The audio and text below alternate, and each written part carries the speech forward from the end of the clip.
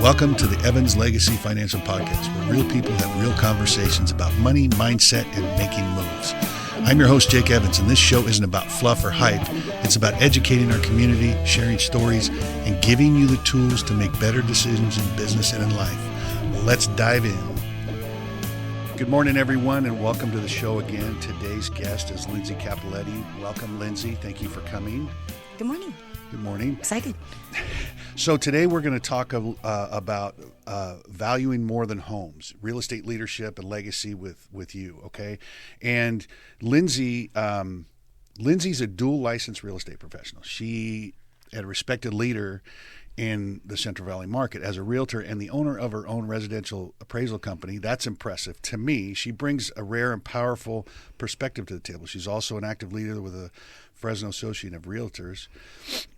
Committed to mentorship, professionalism, and elevating the industry. Today, she joins us to talk about what it means to value homes and people the right way. Again, welcome, Lindsay. Thank you. Yeah, good morning. I'm very excited to be here. I'm excited to have you. This has been too long. We've gone back and forth with this, and you've been really busy and with all the things that you do. So I'm glad you could take time out of your schedule to do this. I know, and I mentioned to you the other day. She says, "Well, there's so much chaos," and I'm like, I think that the winners win when there's chaos because we use it to drive. Sure. We use it to push us forward. So I eat chaos for breakfast is what I say.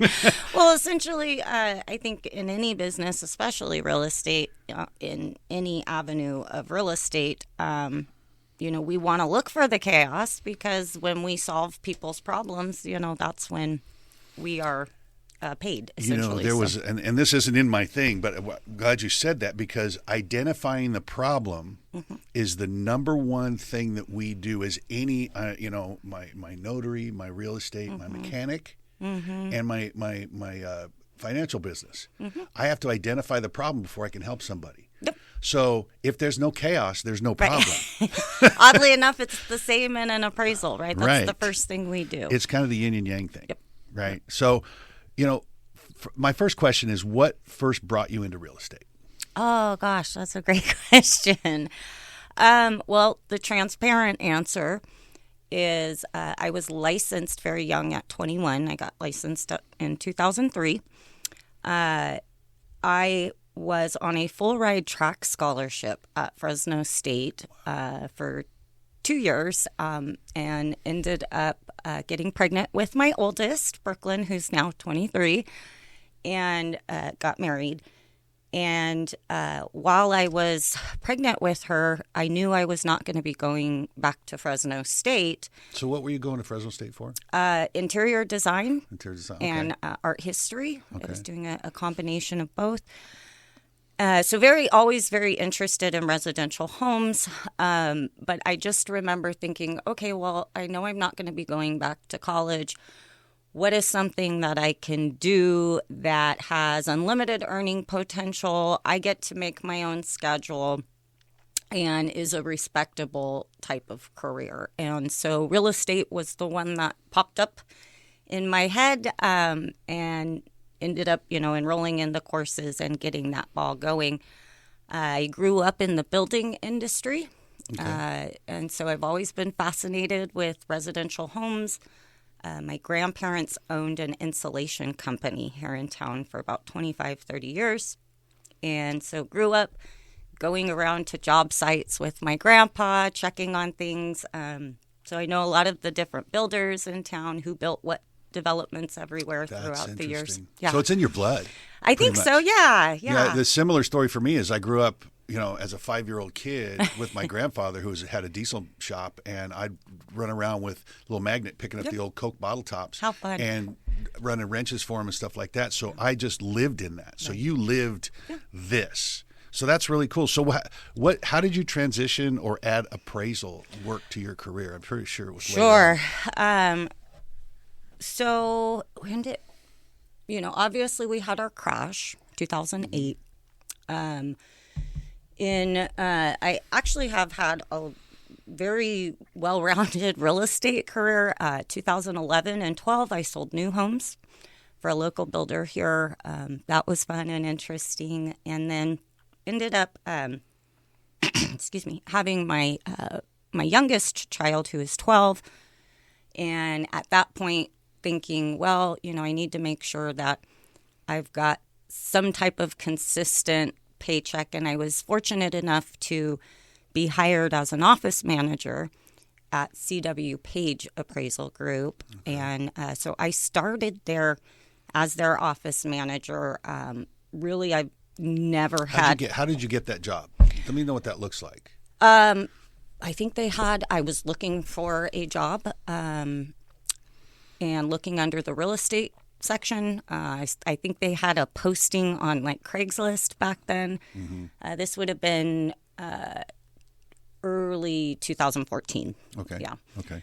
And so ended up going in, did my interview. They called me back the next day to come back and meet with Kurt, the owner, and immediately asked if I could start right away. So I think I started maybe 2 days later, and it was a very interesting side of real estate that I had never seen before. I think prior to working there, I knew basically where to look for the value on page 2 of an appraisal, but that was really it. I did not understand or comprehend any of what goes into an appraisal and all of that. So I think I was working there for about 3 years until the owner started taking me out in the field and learning more about hands-on appraising. So every appraiser has to go through, it's pretty much like an apprenticeship program. Mm-hmm. We have a set amount of hours and types of hours that you have to do and log and submit. So I was there. I worked there for about 8-9 years prior to starting my own firm, roughly a little over 3 years ago. Okay. So you knew building, you knew builders, you knew how homes were built. Did that help you? Sure. I think that I had the fact that I had a background in real estate already. I was, I had been a licensed agent. Obviously helped kind of get that position there. But again, this was only more of an admin type of role. There was never any intention of becoming an appraiser. And it's funny how that works. It is. And so I ended up actually, the way I went about becoming an appraiser is actually backwards. Most of the time, an individual is going to do their coursework, get a training license, and then begin to accrue their work experience with their supervisor. I had already accrued all of my work experience and was being pushed by my supervisor to not let that go to waste and to, do the coursework, apply, get your license. I think that, I honestly think that that's a really good way to look at it, because in any career, if you get some hands-on first, mm-hmm. before putting the money out, before Sure. taking a class, before doing anything, if you're going to fall in love with that or not. Sure. You know what I mean? Yeah. So I think that that's a great opportunity for people to learn that. Mm-hmm. So tell me a little bit about your company and what a typical day looks like for you. Oh, goodness. So on the appraisal side, we are still, in the building phase. We're, again, a little over 3 years into it. I think we do roughly 20 to 25 reports a month. We do cover 5-6 counties. So we cover Fresno, Tulare, Madera, Kings, Merced, and San Luis Obispo County. So we have a very wide region that we cover. So a day in the life of an appraiser may be, out inspecting at a property. Typically, our inspection takes anywhere from 30 to 45 minutes, mm-hmm. depending on the size of the home. And then taking that information back to the office, doing the sketch, figuring out the gross living area of the property and calculating that, researching, obviously, the subject property that we're appraising, pulling comps, verifying the information that we need on those comps, verifying information with county or city, zoning. There are a lot of little intricate details depending on who we're doing the appraisal for, that really matter. And having 20 years in the real estate industry helps. I think so, but Yeah. I think that if I keep, as long as I always keep an open mind, and I am very aware that I do not know everything, but I just want to be a sponge for learning, right? So as much as I know from experience of 20 plus years, there's always more to know. There's always more that we can grow in, and so that's usually what I aim to do. I also that is included within our daily work at the appraisal office is very, very consistent, ongoing, continuing education, because things are always changing. And the fact of the matter is what we do in an appraisal can impact people's lives very drastically. So we take that seriously. We want to make sure that we're doing our part to read the data accurately and provide credible reports to people. Awesome. I like what you said about continuing your education and always learning. I think that, there's this isn't a Christian program, but there is a verse that says, ever learning and never able to come to the knowledge of the truth. So we need to, and I'm speaking to some of the younger generation here, never, ever, ever stop learning, because that's what success is built on. Absolutely. I mean, I look at you and that's it right there. So, my next question, through an appraiser's lens, what's the one big misconception agents have about appraisers? Oh, gosh, that's a great question. We do not price homes. Price per square foot is probably the biggest one. And I think another, I don't know if it's a misconception or just maybe an unknown to a lot of agents, but it's never okay to ask an appraiser what the value's coming in at or how it's looking unless you are the client. So there are a lot of ethical things that I do see get blurred with agents a lot of times from an appraiser's perspective. But I would definitely say, the price per square foot is so the other question that goes along with that, and I'm gonna add something to this, is the big misconception that the consumer has about appraisers. And I think that a lot of people don't understand it, correct me if I'm wrong, is the appraiser is not hired by the homeowner. The appraiser is hired by the lender when there's a lender involved in the property, correct? Correct. Well, it depends, right? So if financing is involved, then typically, yes, there is a third-party neutral company called an appraisal management company. It's an AMC is what we call them. And they are facilitating the order and assignment process, the communication between appraiser and lender. They're kind of like the escrow of the valuing. Yep, exactly. Okay. And that was brought into play after the crash to try and mitigate some things that should not be communicated between lender and appraiser. So every appraisal has its own intended user named and listed in the report. And if it's for financing, then the lender is obviously going to be the client and the intended user. Many times the homeowner may pay for the report because it's their home. They're getting a refi or a HELOC or whatever it might be. But they are not our client and they are not the intended user. The lender would be. So the lender would be the only entity that we could share the information with. So what if a homeowner came to you, like let's say I had a client, a listing, and she really wanted to know what her home was worth. Could she call you and say, "Hey, I want an appraised value on my home"? Sure. Yeah, absolutely. Okay, if she was willing to pay for the appraisal. Right. So we do. We call it in the appraisal world. We say UAD or non-UAD. So private lending. Okay.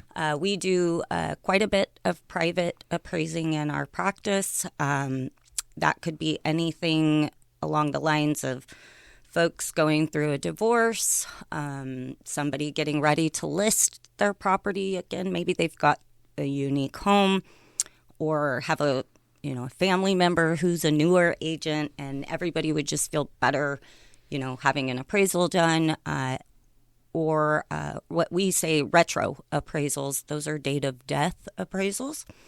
So every time somebody passes and property is inherited, typically you want to have a step up in basis appraisal, is what it's called. That sets the value of the property from the date of death. So that should you ever sell or transfer property in the future, you are only paying taxes perhaps on that portion So rather it's like cost than basis. Yes, Okay. exactly. Okay. All right. So we kind of answered this, but I'm going to reiterate. What do you wish realtors better understood when it comes to how value is determined? And I think you said it's not price per square foot, right? Right. Is that there are no? I made that mistake. When I Sure. first started, I made that mistake of trying to come in and do price per square foot, and my broker sat me down and says, "So Jake, that's not how this works." And I'm like, "Teach me again. Right. I'm teachable. Let me learn from it." So go ahead. I like to use the analogy. Using price per square foot to value a home is like trying to sell a car price per pound. Oh, good analogy. Right. I like that. I didn't come up with that, so I stole it from. It's We not always mine. do. It's not original to Every me. thought we have has had a chance to come in our ears, bounce around, kind of get changed maybe a little bit, and then come back out. Yep. So yeah. Yeah. But I think if I could really drive one thing home with agents, it would be this: that there are no set parameters or requirements when it comes to comp selection. You have to remember that every property is unique. It is unique as the individuals who may or may not live in that property. And every case is going to be different. So it can always vary. It depends, right? So every time you go to price out a home or value a home, the process may be similar, but it is going to be different every single time. Right. And we mentioned comps, and for those of you who don't know, it's comparable properties, and that makes it to where, and I'm just saying this, I already know this, but I'm just saying this, is it correct that market drives price, not what either the homeowner paid originally or anything like that? Oh, sure. Great comment. Cost does not equate to value in an appraisal. So just because you spent $80,000 to put an in-ground pool in, the market may only be willing to pay $20,000 for that pool. So essentially, we're extracting that data from the market to see what a buyer would or would not be willing to pay for a certain amenity, and then that is the contributory value that it adds to the property. Yeah. Okay. So has the appraiser's role shifted over the last few years, and how so? Oh, sure. Well, we saw COVID. And what COVID did was very interesting in the appraisal world. I bet. Because we've always been hands-on. And so we kind of had to adjust through the pandemic to get to a place where business could still go on as usual. We were considered somewhat of an essential service. People needed refis and HELOCs. And so I remember I worked outside of the home the entire COVID. And I think that what we saw there was more photos being used, a lot more remote type stuff. And what that did was kind of create this illusion that was okay and that was the way things were done. And what I mean by that is, you'll know what I mean. I come across this all the time where now we're not in COVID anymore. We're back to, business as usual. And so I don't know how many agents will call or text if there's a property that I'm supposed to go back out to re-inspect, for a water heater strap, smoke detector, fascia, you name it. And they'll ask if they can send photos. instead of me coming out to the property, because they got used to that. And so I have to be the bad guy and say, well, unfortunately, we cannot accept those photos. You can send them so that can demonstrate that those repairs have been done, and we can go out and check. But nonetheless, I still need to be on site at the property to check to make sure that those have been done. And they'll respond, well, a bunch of other appraisers do it. Well, that it doesn't mean it's right. But I think, Bingo. Yeah. And so I think we just haven't got back to where we need to be again. So there's a lot of things like that I think have changed through the last few years. And then, of course, AI. We see automated valuation models, like a Zestimate. Which is something I see, because I do signings. I sign loan docs for a lot of people, and I see that that automated valuation model is going to run constantly through the life of the loan. Sometimes it can. Yeah. And so, well, it says they have the ability to, and they have to sign off on that. Sure. And that can be really dangerous. I think automated valuation models have come a very long way. In a lot of instances, they are pretty close to accurate. But in some, not so much. We've done valuations where the AVM was more than 50% off because it didn't know. I can think of one instance where it was, I think, 56% off difference. And the Zestimate, Zillow didn't know the home had absolutely no working water. It had no water access. They had a hose running from the neighboring property. Zillow, I've got a friend who's an appraiser up in Sacramento, and he always says, Zillow can't smell if the homeowner has 20 cats. Right? That's true. So there's all these different things that AVMs can't do, but we do see lenders relying very heavy on those, especially when we get, waivers or different things like that. So I think it is important that consumers understand they still have a right to an appraisal if they want one. Even if they get a waiver, we've seen situations also where property was purchased, got a waiver, paid a price. Life didn't work out the way folks thought it would. Year and a half later, going separate ways. We come in to do an appraisal, and we can't even, valuation isn't going to match more, maybe less than what they paid for it. Right. Because they never had the confirmation of market value when they purchased. Got it. Okay. So you wear two hats. You have, I think it's one purpose. So what are the pros and cons of being both an appraiser and a realtor? I think the pro is that each makes me better at the other. Like being an appraiser makes me a better realtor, and being a realtor makes me a better appraiser. The cons are that they are two very extremely different roles. As an appraiser, I have a requirement to always remain objective, independent, unbiased, and I can never advocate for anyone. Right. Not even my client. No advocation happening. Straight data and facts, right? With a little bit of geographic competency in there. But on the other side, on the realtor side, that role is an advocate. Right. Right. So it gets very tricky to navigate. State of California is very clear on how I am to walk with those two licenses. And the most important is that the client, whether it be a client on the appraisal side or a client on the realtor side, that the client, that it is clear, cut, and defined what role I am in.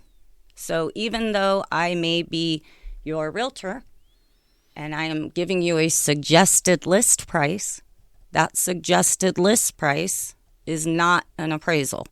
Right. Vice versa, right? I can't think of an example on the appraisal side. Yeah. The appraisal is not a suggested list price. Correct. Same or thing. on the appraisal side, I may show up and, lo and behold, you're the listing agent. And I'm here to appraise the property. We've got a great background in history and we're friends. It doesn't matter. I'm not going to advocate for you in any way. Right. It's a very fine line. And I think that realtors need to understand that just because they know the appraiser doesn't mean that they're going to get a fair shake or a better shake because they're friends or whatever. Sure. And there's a new document floating around there, and it was a couple years ago or a year ago where the discrimination in appraisal and they did this kind of a sting operation where they put people of ethnicity into a home and then did the same valued home with a person that was not of color or whatever. And I'm trying to be politically correct, and I hate that. But and the appraisals came in $100,000 off lower with the one property than the other. And so that is where I think that's kind of what you're talking about too. Is we can't favor anything or anybody. It has to be completely unbiased, and that's I followed one of those stories for a very long time. I think just within like any industry, you're going to have a few bad apples here and there. There was a massive study that was done a few years back regarding what you're discussing, and it was found that racial bias and discrimination was actually not common or systemic within the appraisal industry. So those are very specific, unique scenarios of those bad apples. I think a lot of times, too, it's unfortunate because it may be perceived as one thing, but in reality, it's actually incompetence. Yes. Many times. I agree. And so, again, that's why it is extremely important to just listen to the data, look at the data, what's the market saying, and that's what drives the value. Right. Not and again, anything I there think. It is. Right? Market drives price. And that's something I learned early on is market drives price, nothing else. Cost, nothing else. So I'm going to switch gears here, and we're going to run a little bit over today because you're doing such a good job and such valuable information. And I hope my listeners don't mind either. We're going to go a little bit longer than normal today because this is kind of a big topic, and there's two separate topics here to talk about, and I think they go hand in hand. And seeing a person that actually deals with both of those is really important for us to see. So I'm going to switch over to your leadership and impact. You're a leader with the Fresno Association of Realtors. Why did you decide to get involved? Well, I was asked I was shocked last year when I was asked to co-chair our weekly Tuesday MLS meeting. I was there anyways every Tuesday, and so I was asked if I would be interested in taking that position on, and I just kind of felt called to do that. I've been in real estate for a very long time, again, starting at 21, and I'm going to be 44 on Monday. And so I had already been involved in leadership through the committee of Fresno Young Professionals Network, which was a part of our Fresno Association, and just felt like this would be a fun way to give back, to be more involved from a leadership position.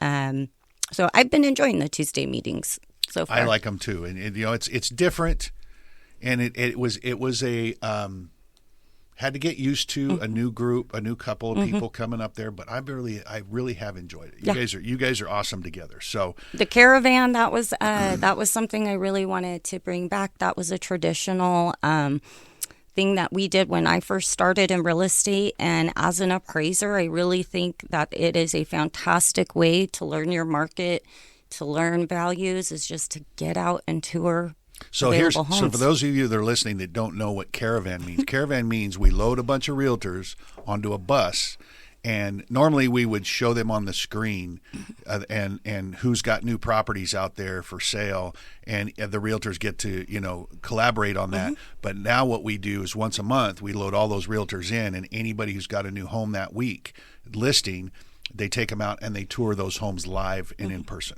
Yep. And I think fun. I think that's great. So what has been one of your proudest moments as a leader? I think in the MLS meeting, it's just seeing more and more attendance, seeing more of our members show up for themselves and their own business. Okay, so you're a mentor as well. You mentor. You mentor. So why is mentorship so important to you, especially in this profession? Oh gosh, because somebody mentored me.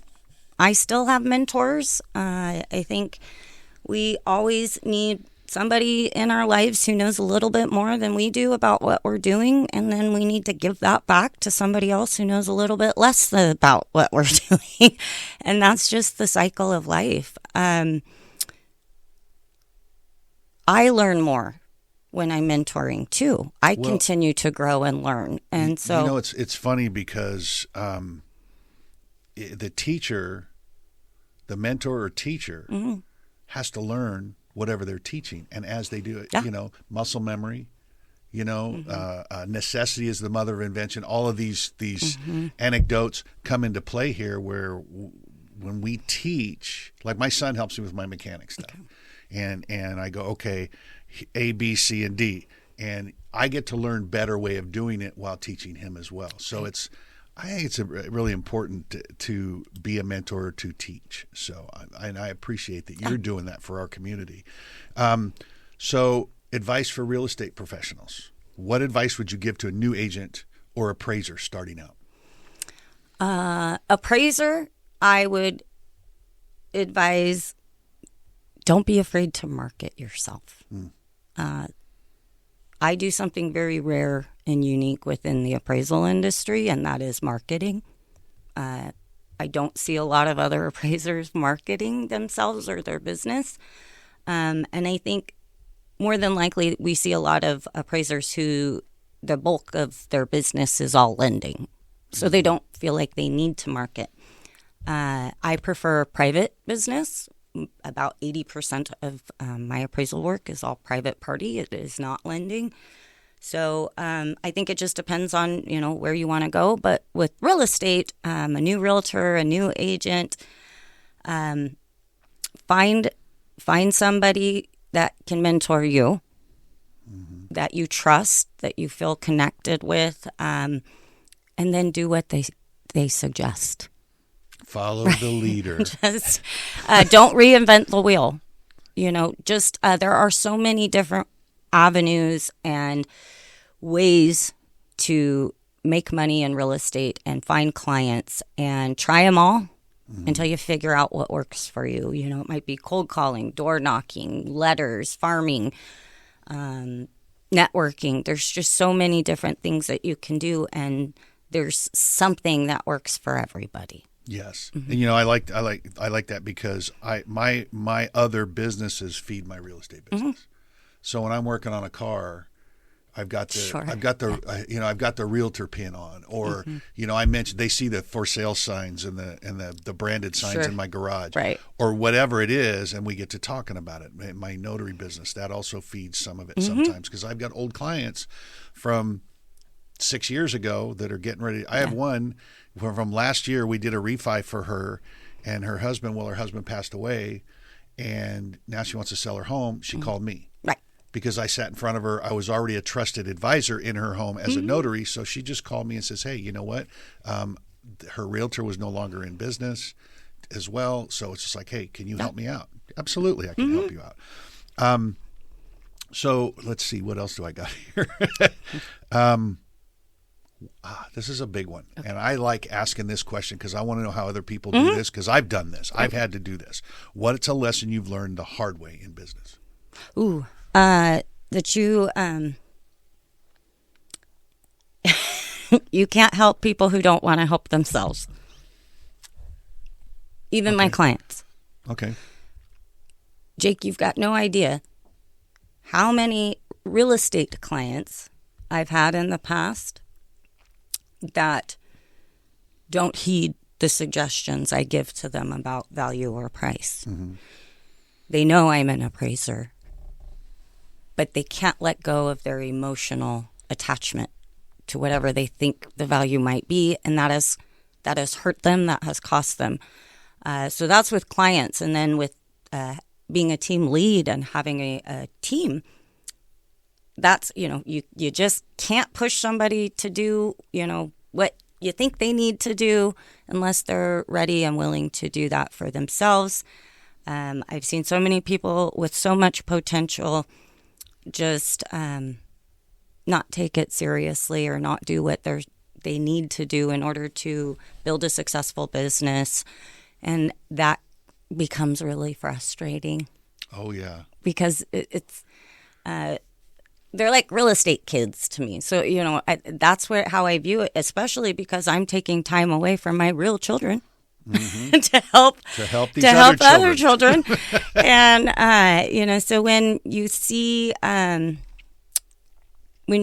all that, personally, that's been the hardest one for me, is pouring that time and effort into an individual or individuals throughout the years and see them, go a different direction. When I know that they, 100% they could have been successful in real estate. Anybody can be successful in real estate. It also depends on what your capacity is there and how hard or how much, it's just how hard do you want to work? Mm-hmm. Are you willing to work hard? Yeah. And it's not like it was back, I don't know, because I haven't been in it that long, but years ago when the crash or whatever, mm-hmm. or even 5, 6, 7 years ago, where you just went to a shelf and picked a listing out, mm-hmm. and they just signed it. Right. It's like they were just falling off the shelf. Mm-hmm. It's not like that anymore. And I actually came in where my first broker was like, you came in the very best time that you could come in mm-hmm. to learn the business. Correct. Because some of the most difficult and I've faced some of the most difficult situations mm-hmm. just in the last 5 years. Mm-hmm. And it's like, holy crap, I'm learning so much. Mm-hmm. And when all of these that aren't willing to go through the hard time, when they drop off and it picks back up, I'm just think I'm going to be better educated. And people that do that, stick it out, take the education, mm-hmm. follow the lead of your mentor or your broker or whatever, and you're going to be better because of it. Stick out the hard years. Yep. I think consistency is key. And that's because if you can get to a place in your business where your work activities are just so consistent on a daily basis, that ultimately it really doesn't matter what type of market you're in. Mm-hmm. Right? That's because true. As long as you're just doing the same thing over and over and over again, you're going to be successful. It's going to work regardless of whatever market we're in. As a realtor, we are a trusted advisor. Mm-hmm. We're an educator. And if we keep that in mind and we do that when every relationship that we have, mm-hmm. you're going to get more people to knock on your door where you don't have to go knock on a door. Sure. Yeah. We don't control people's timelines. I think mm-hmm. that's also very hard for agents to accept. I had a hard time with that. Right. When I began. Yeah. So we all do. And is that we can't push or drive somebody to a situation or scenario that they're really not ready for. All we can do is exactly what you said, is just be that trusted advisor, make sure that we are consistently checking in with that person, make sure that we are meeting them where they're at. What information or knowledge do I have that could help them 6 months or a year ahead of purchasing a home or selling a home? And we commit to that unknown duration of a timeline. And when we can do that wholeheartedly and sincerely and genuinely, we never lose them along the way. Right. So prime example. I'll give an example of that. My client, that her husband died and all that. Mm-hmm. And we're in the process, but in the middle of that, her dad got sick, or his dad's been sick, but he's got cancer, and it shifted into more serious, and he started a treatment, and she says, I'm going to have to take a step back. I said, that's fine. I said, just let me know if you need anything. And I check with her a couple of times a week or once a week. Right. And we sat across the table with the lender, and she goes, Jake, I consider you my friend. You're not my realtor, you're my friend. And that feels good when you get somebody to say, you're my friend. I'm working with her on some other stuff too, as far as other business stuff. But when you get a client that says, you're my friend, that feels, it's an amazing thing. And I've let her, whatever the time, we've already got all the stuff done. That she knows what needs to be done to the home to get it listed. She wants to list it. She wants to buy something else. Sure. But I told her, what? It's on your timeline. I'm not going to push. It's whenever you're ready, you let me know. Yep. And I think that's key in a lot of our business. So last couple of questions before I wrap this up, because we are about 10 minutes over. But you know what? This has been really informative. What does the word legacy mean to you? That the work I'm doing today will leave a lasting impression later down the road. Boom. See, this is the Evans Legacy Financial Podcast, right? So I built that business around legacy. So legacy has to do with, it's not really the monetary that we leave behind. It's what we build today that has lasting memory. I don't think it has anything to do with monetary. For me, legacy looks like I've got 4 children, 3 of my own biological children. And so I've got a son and 2 daughters. And those 2 daughters get to see mom, a woman who's a business owner. Mom's in charge. Mom gets up and goes and busts ass and works hard and hustles the same way dad or any other man would. And so for me, that legacy is showing my girls that they can do anything that they set their mind to, that there are no limitations in this life. And as long as they put the Lord at the forefront of their path, that they will walk in the right path their entire life, and they will feel those immense blessings throughout their life as well. But truly, I think that's what legacy is to me, is that, and my son gets to see that as well. So he knows, hopefully, what type of woman he wants to find, and not to hold her back either. That they can be shared goals, right? So I am not the business owner of Absolute Appraisal Group. Myself and my husband are. Now, he doesn't play a role in my business per se, but that is our company together, because he supports all the stuff that nobody sees. So right. And that's important. Yeah. That's really, truly important. So how do you hope to influence or shape the industry going forward? I think we all know I'm very passionate about bridging the gap between realtor and appraiser. And I think that's where I'm most passionate about is getting the word out of how value works, how pricing works, so that we can all be and do better for the consumer. Right, exactly. I like that. What's next for you professionally, personally? Well, I have a couple things I'm working on. So completely different, right? But still in the same group. You and I are very similar. We like to try a lot of different avenues. You have career ADHD I do. Like I do. I absolutely do. I'm not alone. And so on a personal note, I have began trying to step into the coaching world. And I've created a 12-week transformational program for women that includes fitness, nutrition, counseling, mindset, and business coaching all in one. I think for women, there are a lot of very successful women in our industry who are just killing it with their production and their volume. But then look in the mirror and they're just really uncomfortable with being in their own skin. Yeah. And never, reaching all these professional goals, but those fitness goals go out the window.